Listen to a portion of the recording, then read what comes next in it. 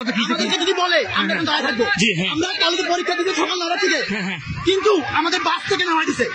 আচ্ছা আচ্ছা আমরা ফিরে যাবো। প্রোগ্রাম রাখছে, কি কারণে প্রোগ্রাম রাখছে? আচ্ছা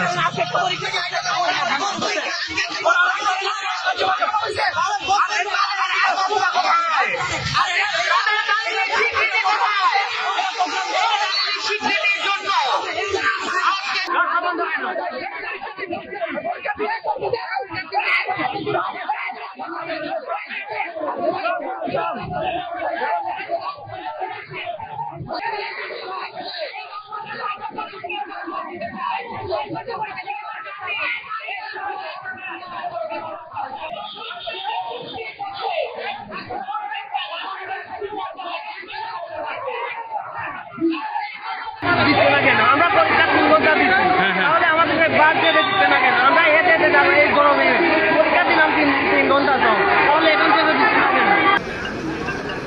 এই পরীক্ষার্থী হেঁটে হেঁটে যাচ্ছে, অসুস্থ রোগী হসপিটালে যাইতে পারতেছে না, তাকে হেঁটে হেঁটে নিয়ে যাওয়া হচ্ছে।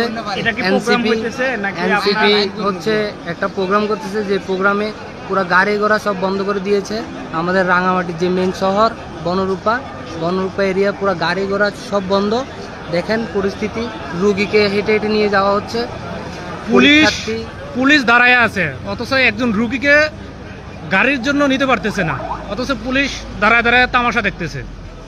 একজন রুগী কিভাবে হেঁটে যাচ্ছে দেখেন, একজন রুগী কতক্ষণ হাঁটতে পারবে? ওই যে হাতে ভাই ক্যানেলা, দেখেন হাতে ক্যানেলা আছে, দেখেন এই রুগীটার হাতে ক্যানেলা, অথচ রুগীটা হাইটে হাইটে যাচ্ছে, কারোর কোনো মাথা ব্যথা নাই।